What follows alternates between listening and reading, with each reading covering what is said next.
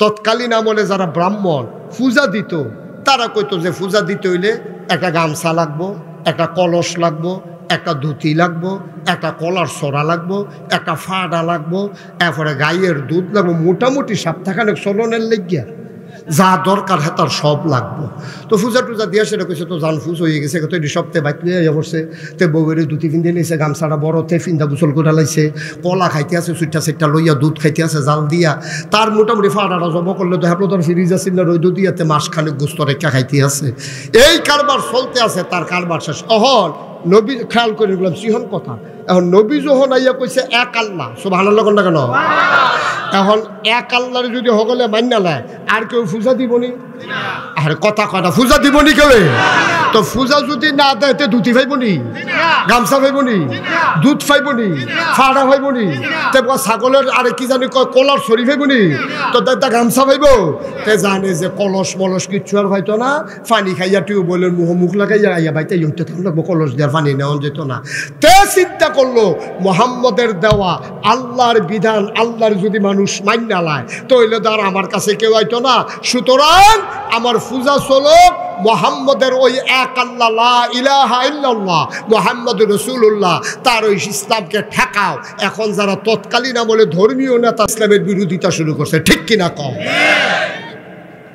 আচ্ছা, তারা কলার শরীর মায়ায়, ছাগলের মায়ায়, গামছার মায়ায় তারা না হইলে বিরোধিতা করছে, বাহি তারা বিরোধিতা করলো কেন? বাহি তারা বিরোধিতা করছে কারণে কারণে, যেমন সুদখুর যারা, তারা বুঝ জ্বালাইছে আল্লাহ কইছে আহাল্লাল্লাহুল বাইয়া ওয়া হাররামার রিবা, ব্যবসা হালাল সুদ হারাম। হেতে চিন্তা করছে যে যদি মুহাম্মদের ইসলাম কায়েম হইয়া যায়, সেই জমানায় সবচেয়ে বড় সুদখুর ছিল নবীর চাচা, নাম হইল আবু লাহাব। সে ছিল পুঁজিপতি, সুদখুর, সে চক্রবৃদ্ধি সুদ খাইতো, সুদের উপরে যেটা আইতো সেইটাও আবার তো সুদে লাগাইতো। কথাটা বোধ বুঝছেন না? মনে করেন 1000 টাকা নিলে মাসে 100 টাকা, এই মাসটা গুড়নের পরে কইলাম রে ওখান থেকে কইলাম 1100 টাকার সুদ দিবি, ওই যেটা ওইছে সেইটা বেড়াই। তো এটারে কয় চক্রবৃদ্ধি সুদ, সুদের উপরে সুদ। নাউজুবিল্লাহ করলে কেন? আচ্ছা, নবীজির ইসলাম যদি কায়েম হইয়া যায় সুদ আর থাকবো নি? কথা কেন, সুদ আর থাকবো নি? এখন সুদ কি ইসলামের পক্ষে থাকবো না বিপক্ষে থাকবো? এখন এই তৎকালীন জমানার সবচেয়ে বড় সুদখোর, তার নাম হলো নবীর চাচা আবু লাহাব। আবু লাহাবে সিল্লান দিয়ে কয় টেহা সাহ খেলা সুন্দর হোক, মোহাম্মদ রে আটকাও, ইসলামের দরকার নেই, এবার সুদ চলুক। ঠিক কিনা কও? এখন ঠাকুররা বিরোধিতা করছে কলার মায়ায়, নবীর চাচা আবু লাহাবে বিরোধিতা করছে সুদের মায়ায়। আচ্ছা, আবু জেহেল এমনি চাকলো করে? আবু জেহেল আসিল তৎকালীন জমানার সমাজের নেতা। হেতে আগে যাইতে টেহা খাইয়া বিচার কাট করে লাইতো, হেতে মনটা যা ধরে তাই করতো। তো হেতে চিন্তা করছে মুহাম্মদের ইসলাম যদি আল্লাহর দেওয়া ইসলাম, মুহাম্মদের আনা ইসলাম যদি কায়েম হয়ে যায়, তাইলে তো আমারে আর আগের রাইতে কেউ টেহা দিত না, আমার নেতাগিরি তো সব শেষ। লা ইলাহা ইল্লাল্লাহ কইয়া লাইলে আল্লাহ ছাড়া কোনো ইলাহ নাই, বিধানদাতা নাই, মউদ্দাতা নাই, রিজিক দাতা নাই, হায়াত দাতা নাই, কেউ নাই আল্লাহ ছাড়া, একমাত্র আল্লাহ। এটা যদি কায়েম হইয়া যায় তাহলে আমি আবু জেহেলের সর্দারি শেষ। হেতে সিল্লান দিয়া কয় টেহা নাও, ফিডাফিডি করো, মুহাম্মদের ইসলাম ঠেকাও, সর্দারি যেমনিও কায়েম রাখো। আল্লাহ তাবারক ওয়া তাআলা যখন নবীজিরে পাঠাইলেন, সুদখুর বিরোধিতা করলো নবীর, ওই মদখুর ঘুষখুর বিরোধিতা করলো নবীর। যারা তৎকালীন জামানায় ধর্মীয় নেতা ছিল তারা তাদের স্বার্থে বিরোধিতা করেছে, যারা রাজনৈতিক নেতা ছিল তারা তাদের বিরোধিতা করেছে। বাংলাদেশ স্বাধীন হয়েছে 53টা বছর, হাজারো প্রাণের বিনিময়ে, ইজ্জত আবরুর বিনিময়ে আমার দেশের মানুষগুলো লাল সবুজের খচিত পতাকা পথ পথ করে যখন আকাশে উঠল, সবাই মিলে দেখলো 1971 সালের 16ই ডিসেম্বর পৃথিবীর মানচিত্রে নতুন করে একটি দেশের নাম জায়গা করে নিল। দেশের নাম আমার সোনার বাংলা, আমি তোমায় ভালোবাসি। 53টা বছর হলো দেশ স্বাধীন হলো।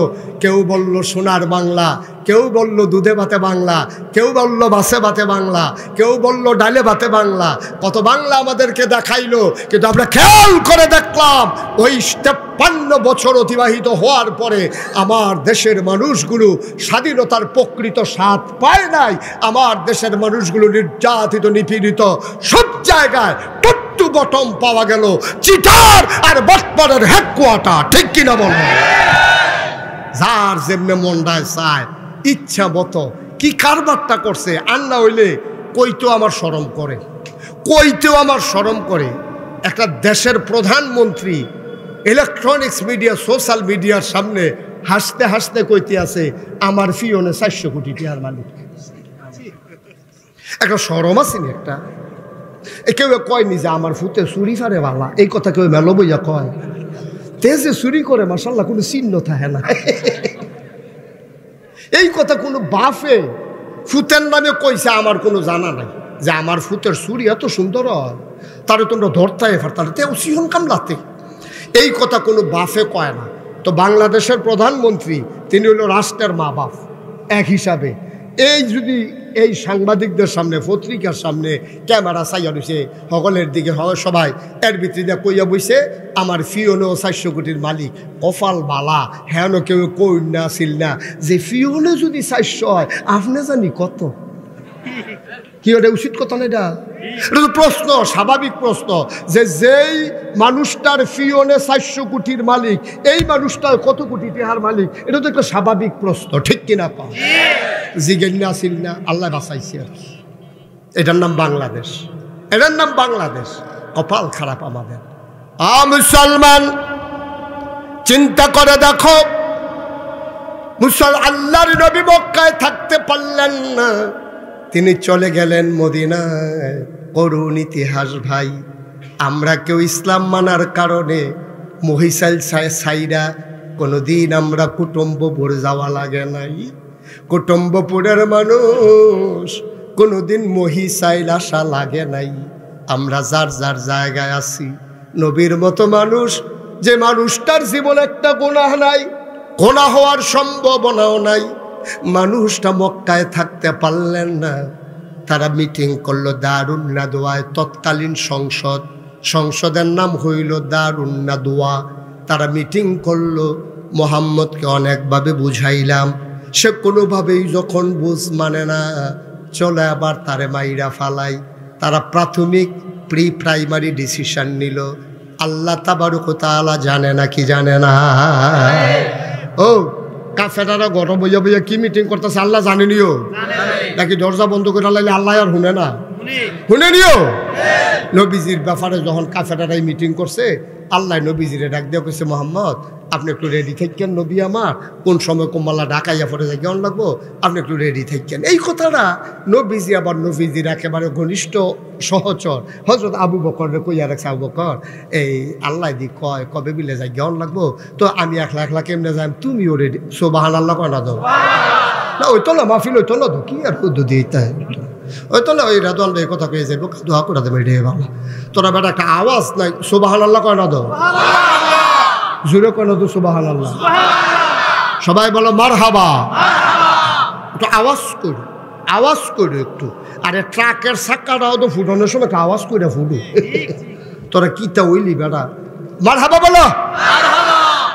তো নবীজিরে যখন ফেরেশতা জিবরাইল, কথা মনে আছে নিও, জিবরাইলে কইছে নবীজিরে, আর নবীজিয়ে কইছে আবু বকর সিদ্দিক রে, আবু বকর কোন দিন যাই কেমন লাগে, আমার এদিকে রেডি থাকতাম, তুমিও রেডি। আবু বকর আবার ছিল খুব বুদ্ধিমান। আবু বকর করছে কি, তার লগে লগে বাজারও দিয়া 2টা উট কিনা লাইছে। কি কিনা লাইছে? উট কিনা এক ইহুদির বাইত দিছে, তুই উটটিরে লালন পালন করবি, মাসে তোর এত টাকা দেওয়া হইব। উট সুন্দর করে হাতে মোটা তাজা করছে, দৌড় টোর শিহাইতে আছে। কইছে ভাই কি এর লেগে? কি এর লেগে তোর দরকার আছে? তুই টাকা পাইবি, উট ফালবি, তোর সমস্যা কিটা, তুই ফালতে থাক। এখন উটও ফালছে মাশাআল্লাহ। এর ভিতরে দিয়া নবীজি একদিন গেছে আবু বকর সিদ্দিক, সুবহানাল্লাহ কয় না? আবু বকর কইছে যে রেডি থাকো, এবারে বাইক গিয়া রেডি হইয়া বইয়া সকল লুঙ্গি টুঙ্গি ফিন্দা পাঞ্জাবি টাঞ্জাবি গাও দিয়া এবারে আর ঘুমায় না। এবারে প্রত্যেক দিন রাত রইলে দরজার ভিতরে হেলান দিয়া দাঁড়াই থাকে। ওনার ওয়াইফ ওনারে ডাক দিয়া কয়, আপনি হুতেন না খা, আইয়েন বিছনাত আইয়েন। না না না, নবীজি কইছে সুবহানাল্লাহ কয় না রে? নবীজি কইছে রেডি থাকতাম, আমি যদি বিছনা থইতা লাই আর ঘুমটা যদি গাড়া হইয়া যাই, আর নবী যদি 2-3টা ডাক দেওয়ার লাগে, তাইলে আমার কলজায় মানত না। আবু বকরের বিবি ডাক দিয়া কয়, আপনি তো অসুস্থ হয়ে যাবেন, আপনি দরজায় দাঁড়াইয়া মানুষ আবার ঘুমায় কেমনে? আপনি তো অসুস্থ হয়ে যাবেন, আসেন বিছানায় আসেন। আবু বকর সিদ্দিক ডাক দেয়া কয়, বিবি গো, আমি আবু বকর অসুস্থ হইলে সমস্যা নাই, কিন্তু আমার নবী একটা ডাকের বেশি দুইটা ডাক দিলে আমার সমস্যা আছে। আমি আবু বকর সিদ্দিক, আমি যদি না ঘুমাই, আমি যদি অসুস্থ হয়ে যাই কোনো সমস্যা নাই, কিন্তু আমার নবী দুই ডাক দিলে আমার কলিজায় মানবে না। মাঝরাত পার হয়ে গেল, নবী ঠিক ঠিক দরজায় এসে দাঁড়ালেন, টক টক করে নাড়া দিয়া আস্তে করে ডাক দিলেন আবু বকর। আবু বকর লাফ দিয়া দরজা খুলে দিয়া কয় লাব্বাইকি ইয়া রাসূলুল্লাহ। আবু বকর তুই কি ঘুমাস না? এত আস্তে করে ডাক দিলাম, একটা মাত্র ডাক দিলাম, সোজা ঘুইলি কেমনে? আবু বকর ডাক দেয়া কয় নবী গো, যেই দিন বলেছেন রেডি থাইকো, ওই দিনের পর থেকে আমি আবু বকরের পিঠ আর বিছানায় লাগে না।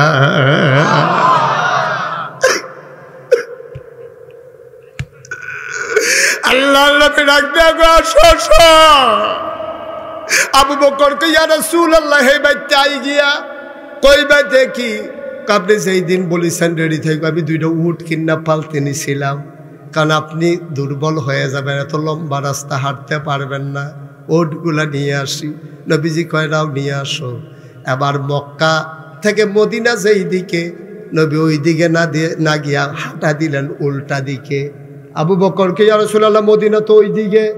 আমি চিনি মদিনা কোন দিকে, ওই দিকে কাফেরেরা আমারে তালাশ করবে, এখন যাওয়া যাবে না, উল্টা দিকে গিয়ে আমরা কয়দিন লুকাই থাকবো। সুবহানাল্লাহ কয় না? কত বড় বুদ্ধিজীবী, কত বড় সমরবিদ, কত বড় তিনি যুদ্ধের ব্যাপারে কত জ্ঞান রাখেন, কত বড় কূটনৈতিক। আল্লাহর নবী মক্কার রাস্তায় গেলেন না, গেলেন মদিনার রাস্তায় গেলেন না, গেলেন উল্টা দিকে।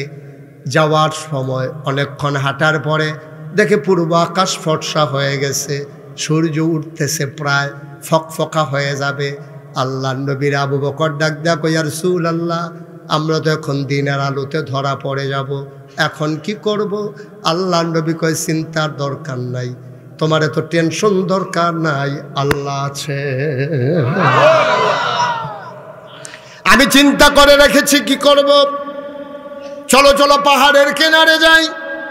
তিনি পাহাড়ের কিনারে গেলেন, গিয়া দেখে পাহাড়ের ভিতরে একটা গুহা। আল্লাহর নবী কই যে গুহা দেখা যায়, চলো গুহার ভিতরে লুকাই যাই, তাইলে ওরা আমাদেরকে খুঁজে পাবে না। আবার আবু বকর সিদ্দিককে নিয়ে নবী যখন গুহায় ঢুকতে গেলেন, আবার নবীজির সামনে আবু বকর দাঁড়াই গেলেন হাত ছড়াইয়া। ওই ইয়া রাসূলুল্লাহ, আপনি গুহায় ঢুকবেন না। সুবহানাল্লাহ বলবেন না? আপনি গুহায় ঢুকবেন না। কয় কেন গুহায় ঢুকবো না? কয়টা পাহাড়ি গুহা, বিষাক্ত সাপ থাকতে পারে, বিচ্ছু থাকতে পারে, আপনি ঢুকলে আপনারে সাপ কামড় দিতে পারে, আপনি একটু বাইরে দাঁড়ান, আমি একটু গুহার ভেতরটা দেখে আসি। আল্লাহর নবী চোখের পানি ছেড়ে দিলেন, বুকের সাথে জড়াইয়া ধরলেন, ডাক দেয়া আবু বকর রে, ও আবু বকর, আমি গুহায় গেলে সাপ আমারে কামড়াবে, তোরে কামড়াবে না। তোরে যদি সাপ পায় তোরে কি ছেড়ে দেবে? কামড়াবে না তোরে। আবু বকর কান্দার কই নবী গো, ও নবী, আমি আবু বকর যদি কামড়ায় আপনি টেনশন করেন না, আমার মতো 100 আবু বকর যদি মরে যায় ইসলামের কোনো ক্ষতি হবে না, আমার নবী যদি কিচ্ছু হয়ে যায় ইসলাম থাকবে না।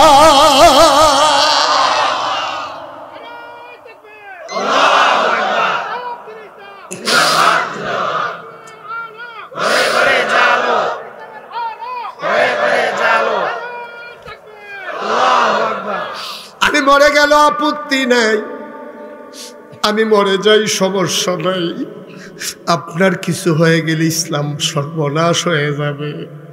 আবু বকর ঠিক ঠিক ঢুকলেন, ঘুরে ঘুরে দেখে আসলেন, এরে বললেন মোস্ট ওয়েলকাম, আহলান সাহলান মারহাবা, মোস্ট ওয়েলকাম, আসুন গুহার ভিতরে আসুন, কোনো সমস্যা নাই। আল্লাহ নবী ঢুকলেন।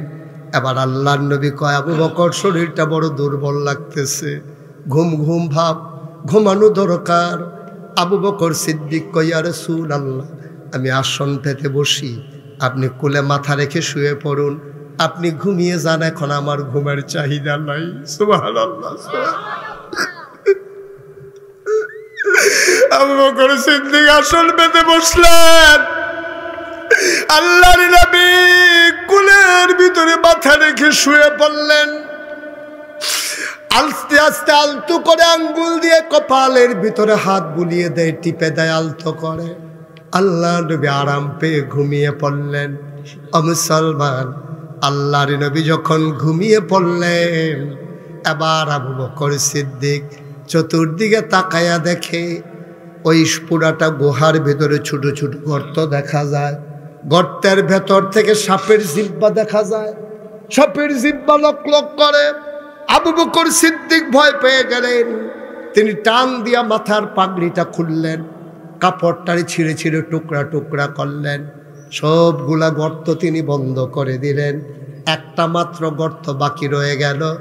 কাপড়ের টুকরা শেষ হয়ে গেল। সুবহানাল্লাহ বলবেন না? পাগড়ি দিয়া সবগুলা গর্ত বন্ধ করছে, কিন্তু গর্ত একটা বাকি, কাপড় আর না। কথা কয় না, কাপড় আর। এখন কি করবেন?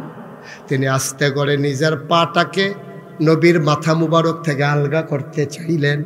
খুব ধীরে সুস্থে তিনি আলাদা করে আবার পাটাকে, ওই যে গর্তটা ছিল একটা বাকি, ওই গর্তের মুখে পা দিয়া চাপা দিয়া রাখছে, যেন কোনো সাপ আসতে না পারে। ঠিক ঠিক পাহাড়ি বিষাক্ত সাপ বের হতে না পেরে আস্তে করে আবু বকর সিদ্দিকের পায়ের ভিতরে ছুবল মারলেন, ধ্বংসন করলেন। আবার আবু বকর সিদ্দিক বিষে নীল হয়ে গেল তার শরীর, বিষে তার শরীরটা নীল হয়ে গেল। আবু বকর সিদ্দিক ঠোঁটের ভিতরে কামড় দিয়ে রেখেছেন, আওয়াজ বের হলে নবীর ঘুম ভেঙে যাবে। বিষের জ্বালায় তিনি ছটফট করতেছেন। জিহ্বায় কামড় দিয়ে রেখেছেন, আওয়াজ যেন বের না হয়। কামড় দিয়ে ধরে রেখেছেন ঠোঁট, আওয়াজ যেন বের হতে না পারে। তিনি আওয়াজ সামলাইলেন, চোখের পানি আর ধরে রাখতে পারলেন না। বিষের যন্ত্রণায় 2 ফোঁটা গরম চোখের পানি, আবু বকর সিদ্দিকের 2 ফোঁটা চোখের পানি নবীজির গাল মুবারকে পড়ে গেল। নবী চমকে উঠলেন, তিনি থমকে দাঁড়ালেন, তিনি আশ্চর্যান্বিত হয়ে গেলেন। নবী আমার আস্তে করে চোখ খুলে দেখে আবু বকর কাঁদতেছেন। শরীরটা তার নীল হয়ে গেছে। আল্লাহর নবী উঠে বসলেন।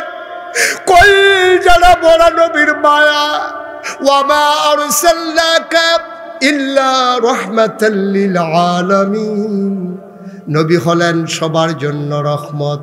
আল্লাহ কয় ফাবিমা রাহমাতিন মিনাল্লাহ ফাবিমা রাহমাতিন মিনাল্লাহি লিনতা লাহুম ওয়ালাউ কুনতা ফাজ্জান গালিজাল কলব লানফাদ্দু মিন হাওলিক ফাআফু আনহুম ওয়াস্তাগফির লাহুম ওয়াশাবিরহুম ফিল আমর ফাইযা আযামতা ফাতাওয়াক্কাল আলাল্লাহ ইন্নাল্লাহা ইউহিব্বুল মুতাওয়াক্কিলিন।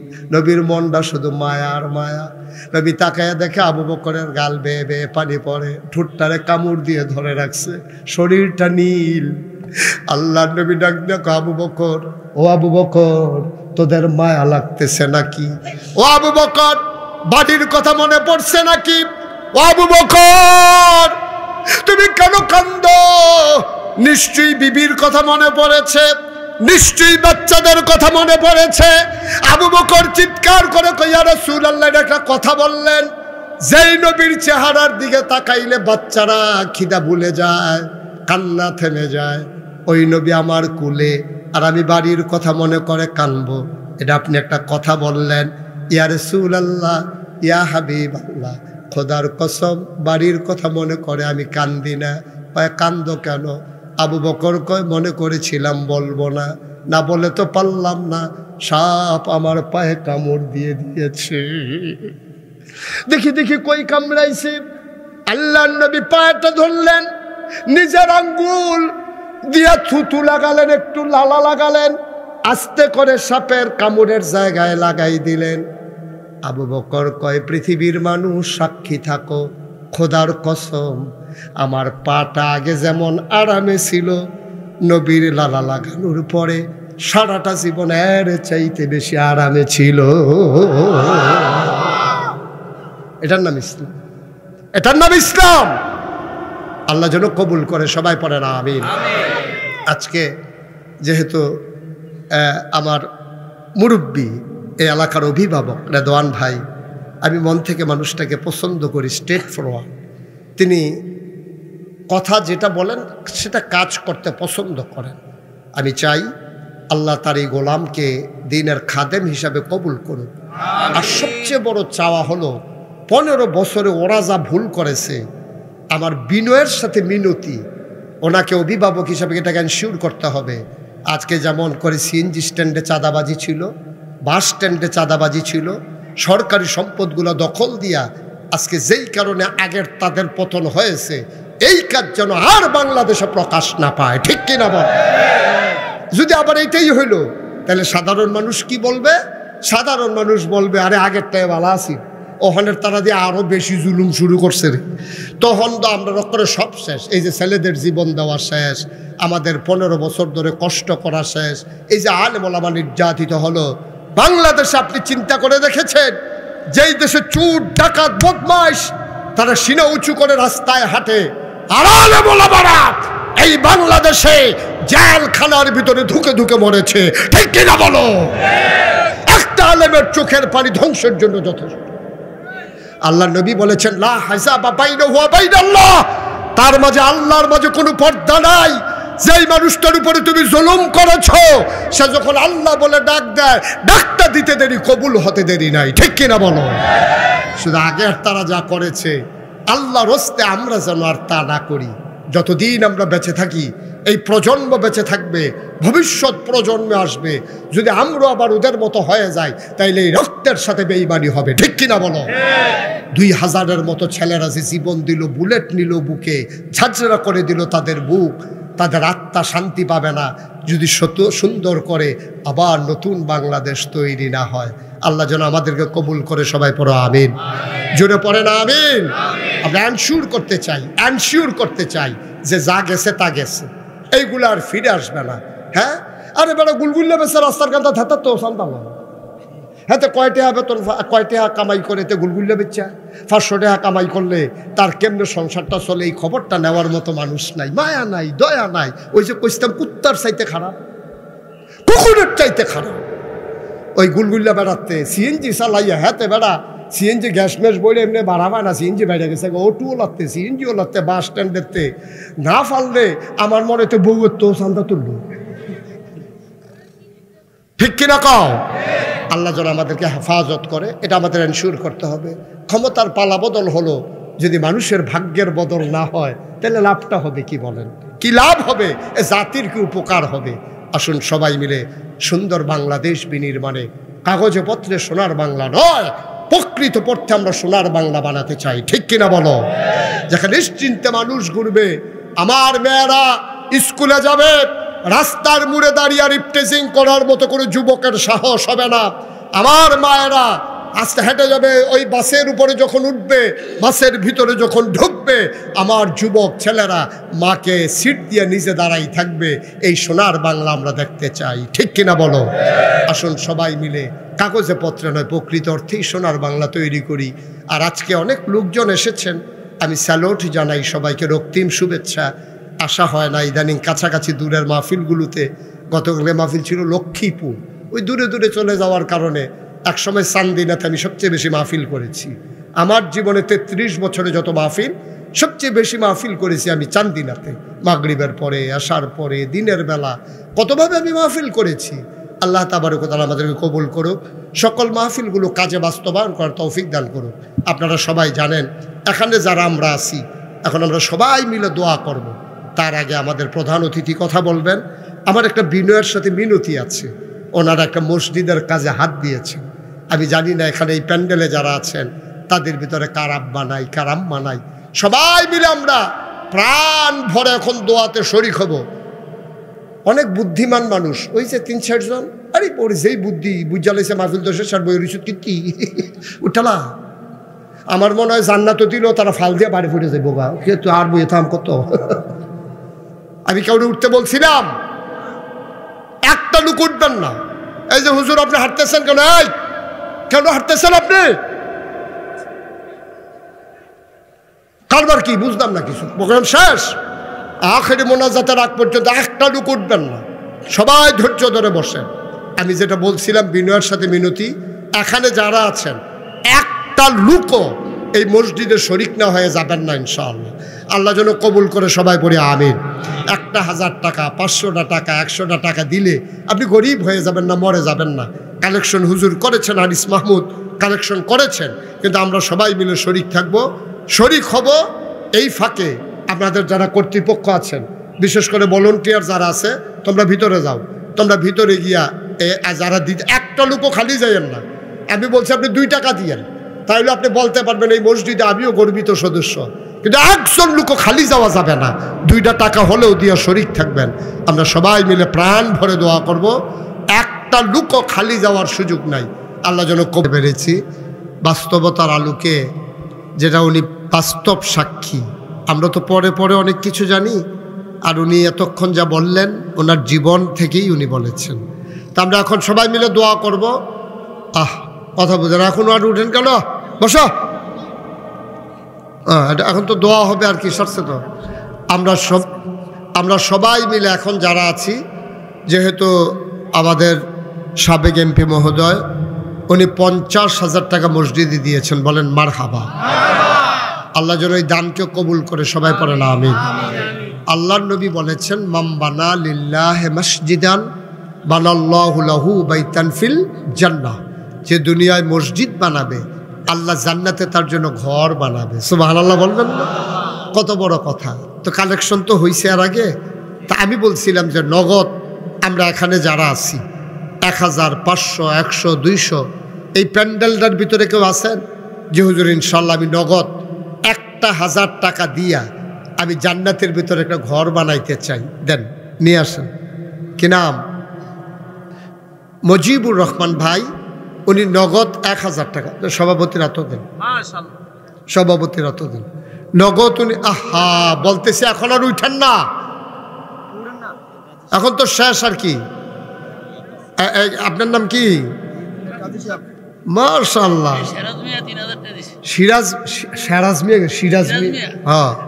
সিরাজ মিয়া উনি দিছে 3000। কাজী মুজাফর সাহেব উনি দিছেন 1000। শরীফ দিছে 1000। এই যে কাজী সাহেবের টেহর হল, মারহাবা কন। আর কেউ আছে যে হুজুর আমি ইনশাল্লাহ 1000 টাকা দিয়ে মসজিদে শরীক হতে চাই, আল্লাহ যেন জান্নাতে দয়া করে আমার একটা ঘর বানাই দেয়।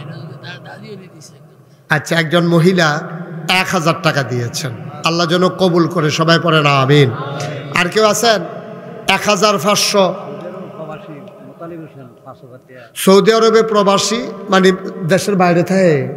আচ্ছা, এই হ্যাঁ ফাইবেন, হ্যাঁ সৌদি আরবে কি নাম না, মোতালেব হোসেন, উনি দেবেন 5000 টাকা। বলেন মারহাবা। আল্লাহ কবুল করো, মঞ্জুর করো, মনের আশা পূরণ করে দাও, দানের হাদিয়া সোনার মদিনায় পৌঁছে দাও, কামাই রোজগার রহমতার বরকত দিও। যাদের আব্বা নাই, আব্বা আম্মার কবর জান্নাতের টুকরা বানিয়ে দাও কনা আমিন। এখন যারা আমাদের যারা ভলান্টিয়ার তারা কই, তোমরা একটু ভিতরে ঢুকো, যাও ভিতরে যাও। আপনারা বিসমিল্লাহ বলে পকেটে হাত দেন। 10টা টাকা হইলে দিয়ে নো, আপনি 10 টাকার জন্য মরে যাবেন না। আমাদের এমপি সাহেব বলছেন যে আপনারা 1 প্যাকেট সিগারেট এত লাগতো না, 10 টাকা দেন। তো আপনি কইতেন পারবেন আমি দিছি, ওখানে না দেউন না দেওয়ান বালা, উঠতেন না। এত করে কইতাছি উঠতেন না, এবারে উঠবই। আপনি জিতছেন, ফার্স্ট হয়েছেন নাকি? এই স্ট্রাইপ গেঞ্জি, ভেতরে বসো, আমার কাছে আইও, সামনে আইও। এই কি কারবার রে ভাই, না করতেছি না। ওমান থাকে শাহরুফ হোসেন, শাহরুফ হোসেন ওমান থাকে, উনিও দেবেন 5000 টাকা। বলেন মারহাবা। আমি বলছিলাম কারোর সামনে থেকে যেন ব্যাগটা খালি না যায়। আপনি 2টা টাকা দেন, আপনি 2 টাকা দেন, পকেটে থাকলে মরে যাবেন। 2 টাকা দিলে অভাবী হয়ে যাবেন। শরিক থাকেন যে আমিও শরিক আছি, আমিও গর্বিত সদস্য। আল্লাহ যেন কবুল করে সবাই পড়ে না আমিন। মাশাআল্লাহ। হ্যাঁ, আচ্ছা, আরেক ভাই 100 টাকা দিয়েছেন, বশির মিয়া 100 টাকা দিয়েছেন, আল্লাহ যেন কবুল করে সবাই পড়ে না আমিন। দেন ওই ছেলেরা আসছে, সবাই দেন, এখন দোয়া হয়ে যাবে। আল্লাহর খাস মেহরবানি আমরা আজকে গুরুত্বপূর্ণ হুসেনপুর নিবাসী শিমুল মজুমদার উনি দেবেন 5,000 টাকা। বলেন মারহাবা। সুমন মিয়া 1,000 টাকা। আল্লাহ যেন কবুল করে, সবাই পড়েন আমিন। মাশাআল্লাহ। আমরা সবাই মিলে একটু একটু শরিক থাকেন। এই দেন, সবাই দেন। এই সফিউল্লাহ দাও, কিছু দাও, জানো দেন না, 10 টাকা দেন, শুরু থেকে যা পারো তা দাও। আচ্ছা, আমরা সফিউল্লাহ মোহনপুর বাজারে ফল ব্যবসায়ী সফিউল্লাহ আমার কলজের টুকরা, ও 500 টাকা দিছে নগদ। আল্লাহ যেন কবুল করে, সবাই পড়ে না আমিন। কি নাম? তো কি করবে? আচ্ছা বসেন। হ্যাঁ কি বলছে? আছে আছে টেহা সফিউল্লাহতে ফাইকারি মাল আনে তো, ফাইকারি মাল আনে, টেহা লাগে সবসময়, টেহা লাগে রাহে লগ কুমালা কাম লাগিয়া যাই। আল্লাহ যেন কবুল করে, সবাই পড়ে না আমিন। সবাই একটু নামাজের মতো করে বসানো, সবাই মিলে একটু তওবা করি। আমাদের তো অনেক গুনাহ, আল্লাহ যেন গুনাহগুলো মাফ করে, সবাই পড়েন। আউযু বিল্লাহি মিনাশ শাইতানির রাজিম। বিসমিল্লাহির রহমানির রহিম। আস্তাগফিরুল্লাহ রাব্বি মিন কুল্লি যামবি ওয়া আতুবু ইলাইহি লা হাওলা ওয়ালা কুওয়াতা ইল্লা বিল্লাহিল আলিয়্যিল আযীম। হে আল্লাহ, ইচ্ছায় অনিচ্ছায় প্রকাশ্যে গোপনে শয়তানের কুমন্ত্রণায় পড়ে, নফসের তাড়নায় পড়ে জীবনে যত গুনাহ করেছি, কবিরা সগীরা শিরক বেদাত, সমস্ত গুনাহ থেকে খালেস অন্তরে তাওবা করতেছি। হে আল্লাহ, গুনাহ মাফ করে দাও, তাওবা কবুল করে নাও। আশহাদু আল্লা ইলাহা ইল্লাল্লাহু ওয়াহদাহু লা শারীকা লাহু ওয়া আশহাদু আন্না সাইয়্যিদানা হাবিবানা মাওলানা মুহাম্মাদান আবদুহু ওয়া রাসূলুহু সাল্লাল্লাহু আলাইহি ওয়াসাল্লাম। আমিন আমিন আমিন। আমার একটা শেষ কথা, আপনারা সোশ্যাল মিডিয়ার সুবাদে ইউটিউবে ফেসবুকে দেখেছেন যে নাগাইশ দরবার শরীফ যেটা, এটা এখন 18 একর জায়গার উপরে 10টা প্রতিষ্ঠান।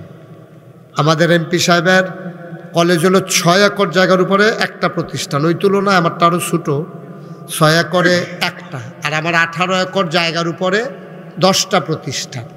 একটা খানকা আছে জিকির আজকারের জন্য, একটা দাখিল মাদ্রাসা, একটা নুরানি মাদ্রাসা, একটা হাফিজিয়া মাদ্রাসা, একটা ধাতব্য চিকিৎসালয়, একটা গণপাঠাগার, গবেষণাগার, ছাত্রাবাস, মসজিদ।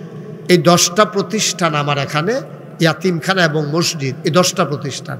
আপনারা শুনে খুশি হবেন, সারা বাংলাদেশে ব্যতিক্রম ধর্মী একটা মসজিদ আমার এখানে একসাথে নামাজ পড়তে পারবে 6,000 লোক।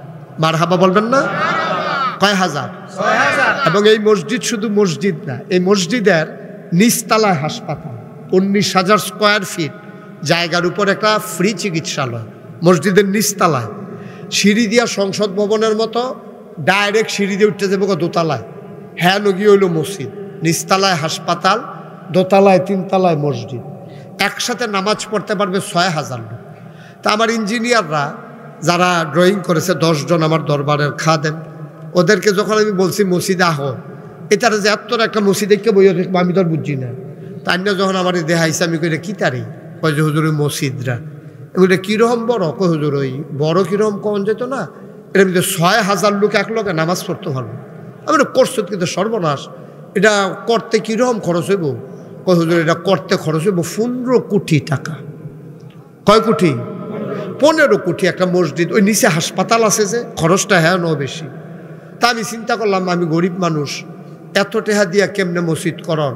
তা আমি একটা নিয়ত করলাম যে আল্লাহ যেহেতু এতে রাইকালাইছে আর কাটাকাটি যাইতাম না, ইনশাল্লাহ মসজিদ হইব। আমি মুশতাক ফয়েজি 1 বছরে ওয়াজ কইরা যতটা হাদিয়া পাই, পুরা 1 বছরের হাদিয়া আমার মসজিদ আমি দান করে দেব ইনশাআল্লাহ। আমি 1 বছরে হাদিয়া ফাইয়া ফাইয়া জমাইছি, 1 বছর শেষ হয়েছিল গণ্যা দেহি 25 লক্ষ টাকা হয়েছে। মারহাবা কন না কেন? এই 25 লক্ষ টাকা দিয়া আমি মসজিদের কাজ শুরু করছি। জুন মাসের 1 তারিখ আমার মসজিদের প্রথম তলার ছাদের ঢালাই হয়েছে। ছাদের ঢালাইয়ের দিন ইঞ্জিনিয়ার আমি কানে কানে কয় যে হুজুর ওই যে কইতাম যে 25 কোটি আরে 15 কোটি এটা হইতো না, জিনিসপত্রের দাম বেড়ে গেছে আর প্যাটার্ন আমরা চেঞ্জ করে লাইছি, এটা আরো একটু সুন্দর করে করাম, এটা 30 কোটির মতো লাগতো পারে। আমি কই বেড়া 15 কোটি সহ্য করতাম পারি না, তোরা 30 কোটি যা শুরু করছ। তো শেষ পর্যন্ত কাজ আগাইতে আছে। এই পর্যন্ত আজকে আপনাদের এখানে আসার আগে আমি একটু হিসাব নিয়ে বসছিলাম, এই পর্যন্ত খরচ করেছি 4 কোটি 10 লক্ষ সামথিং, 10 লক্ষ টাকার উপরে, 4 কোটি 10 লক্ষ টাকার উপরে খরচ হয়ে গেছে। একতলার সিঁড়ি হয়ে গেছে, একতলার ছাদ হয়ে গেছে, দোতলার কাজ শুরু, সুবহানাল্লাহ কইতেন না? দোতলার কাজ শুরু হয়েছে। ইনশাআল্লাহ সামান্য কিছুদিনের ব্যবধানে আমরা দোতলার ছাদের ঢালাই দেব। তো আগে তো আমি ভিডিও দাঁড়ায় দাঁড়ায় কানতাম যে আল্লাহ এত বড় মসজিদ কেমনে করাম। এখন মাহফিলতে গেলে রাইতে 2টা 2:30 সব ঘুমাই থাকে। আমি মসজিদটার কাছে না নামলে আমার ঘুমে ধরে না, একবার নাম মাইটে উঠটা এরপরে গিয়া সেটা ঘুমাই। তো মাঝে মাঝে ছাদও দাঁড়ায় দাঁড়াইয়া কান দিয়ে আল্লাহর লোকে কই, আল্লাহ তুমি যে কইলা যে দুনিয়াতে মসজিদ বানাইলে আল্লাহ জান্নাত ঘর বানাইব, আল্লাহ তুমি তো এটা তোমার বন্ধু নবীর ওয়াদা, তুমি আল্লাহ আমাদের জন্য যারা শরিক থাকি আমরা, যারা পারলাম, এই বাংলাদেশে কত মানুষ যেটা হগিন নিবেদি টেহা দিছে, রিক্সাওয়ালা টেহা দিছে। আমি যখন বাইরের দেশে ওয়াজ করতে যাই, ছেলেরা দৌড়াইয়া দৌড়াইয়া আমার আইসা টাকা দিয়া যায় আমার হাতে যে হুজুর মসজিদের খবর কি। আজকে আপনাদের এখানে আসার পরে এক লোক 5,000 টাকা নিয়ে আসছে, কি নাম মহিষেলের কবির, এক লোক 5,000 টাকা লই আইসেন না, হুজুর প্রবাসী ওই যে শুনছে যে ইউটিউবে ও মসজিদের কথা, এবার 5 লক্ষ টাকা আমার মসজিদের জন্য, আরে 5,000 টাকা আমার মসজিদের জন্য। মারহাবা কইতেন না? কত জায়গার টাকা যে এখানে আসছে আল্লাহ ছাড়া কেউ জানেন না, দেশে বিদেশে নানান জায়গা থেকে আল্লাহ দিয়েছেন। আপনারাও যদি কেউ মনে করেন আমাদের কুমিল্লার একটা গর্ব অহংকার এই সুন্দর এই মসজিদ হবে, নিচতলায় গরিব অসহায় মানুষের জন্য হাসপাতাল হবে, ফ্রি চিকিৎসা হবে, আমিও 2টা টাকা দিয়ে শরিক থাকতে চাই, মোস্ট ওয়েলকাম, আহলান সাহলান মারহাবা, আপনাকে স্বাগতম, আপনি শরিক থাকতে পারেন। এই বাংলাদেশে এমন কোনো ফিন নাই যারা হাত ফাতে না, একমাত্র মুশতাক ফয়েজি কোনোদিন হাত পাইতা কারো কাছ থেকে একটা টাকাও নেয় নাই। মেহনত করে মুনি দিয়ে খাওয়ান না মানুষ, আমি কাম করে খাওয়ান না মানুষ, হগিন্নি বেটির টেহা খাওয়ান না, রিক্সাওয়ালার টেহা খাওয়ান না মানুষ আমি না। আমি করোনায় এই বাংলাদেশে কতভাবে কি করেছি আপনারা জেনেছেন। এই বন্যার সময় আমি কি করছি আপনারা জানেন। আমার ছেলেরা যারা আছো তোমরা একটু ভিতরে যাও, যদি কেউ দিতে চায় 500, 1000, 100, 10, 20, একজনও খালি যাইয়েন না, 10টা টে হইলেও দিয়েন, আল্লাহ দিব। আমি একটা কাম দৌড়ালাইছি, মানে আমার শরম দিয়া লাভ কি, কামটা মাতাল করণ লাগতো না ইনশাল্লাহ। মাশাল্লাহ শফিউল্লাহ এতে আগে জানে আমার খুব কলজার টুকরা, তো 1000 টাকা দিছে মসজিদও, মাশাল্লাহ, আল্লাহ যেন কবুল করে। সবাই যেন একজন লোকও খালি যাওন যেন 2 টাকা দেন। আপনারা মসজিদও ফরেও দিতেন পারবেন, ঢাকাইশের মসজিদও ফরে, আর আমি আইনা নাই কইটা না কই, আপনি দিবেন কেমনে? এর লেগে ওখানে 2 টাকা দিয়া যান। আমার মায়েরা বোনেরা যারা শুনতেছেন, যদি মনে করেন আপনি শরিক থাকতে চান, ওকে আপনিও কিছু দিয়ে শরিক থাকতে পারেন, আল্লাহ বরকত দেবে ইনশাআল্লাহ, আল্লাহ ঢাইলা দেবে, নিয়া কুলাইতে পারবেন না ইনশাআল্লাহ। আমার এক ভাই, কি নাম?